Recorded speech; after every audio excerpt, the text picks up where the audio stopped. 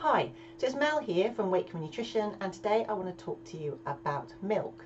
So yesterday in the news, surveys have shown that more and more of us are ditching the dairy and are instead choosing more non-dairy alternatives. Now particularly this is our millennial generation, so between 18 to 24-year-olds are making that preferred choice, in part because of the environmental impact of the dairy industry, because of animal welfare issues, but the third reason is also because it's perceived to be healthier. So the non-dairy alternatives generally are going to include soya milk, almond, hazelnut, coconut, cashew milk. Gosh, we're even seeing pea milk these days. So in terms of the popularity of vegetarianism and veganism and a plant-based diet, it does kind of make sense that we assume that plant-based products are healthier for us or better for us, but this isn't actually the case. So I want to just put the record straight in terms of what are the pros and cons of going towards a dairy-free diet. So if we look at what's good about dairy, okay, so we recognise that dairy is a great source of calcium. It's not the only source by all means, but we recognise that milk and yogurt and cheese are great for developing good teeth and strong, healthy bones. What we often don't recognise is that dairy is also a very good source of protein. So dairy will give us around a third of our protein requirement in the day. It's also rich in B vitamins, which helps us to release the energy from our foods, and also a good source of potassium, phosphorus and iodine. And together these things will also help in energy releasing processes, supports our metabolism and helps with nerve and muscle function.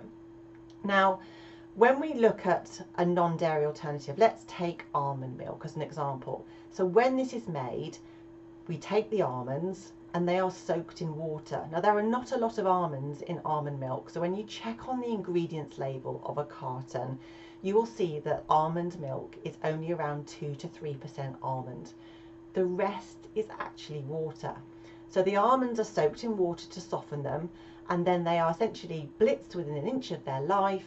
More water is added, it's filtered, and then ultimately you end up with rather a dilute glass of nut water.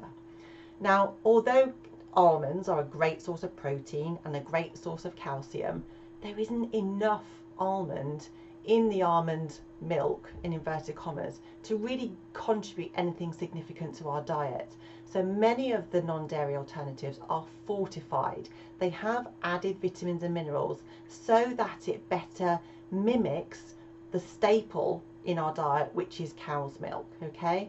So there will be added calcium. You may see added vitamin D, you may see other essential fats sometimes added, so that if you are going to be having it for consistently in your diet, then you're going to get decent nutrition from it. Now, of course, if you are lactose intolerant or have a cow's milk protein allergy, it makes complete sense to go for a non-dairy alternative because there is no option in terms of you having cow's milk.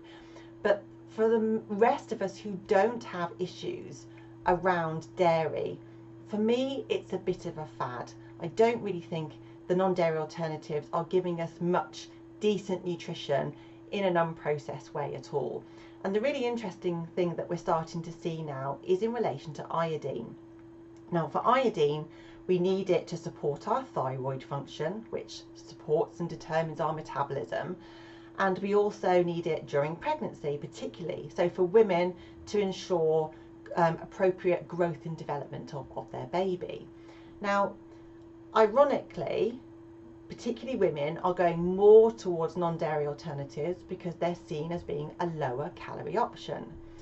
But when there's very little nutrition in there and very little iodine, what we're recognising in some women, so a study just over a year ago from Surrey showed that actually the non-dairy alternatives contain only about 2% of the iodine of cow's milk, and what we're worried about is that we're seeing drops in their metabolism and resulting weight gain as a result of that, okay?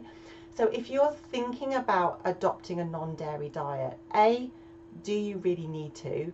And are you conscious of what other nutrients you need to get in your diet to replace what you might not be getting from from the non-dairy alternative. So say many are fortified, but not all of them are fortified. So check the calcium level.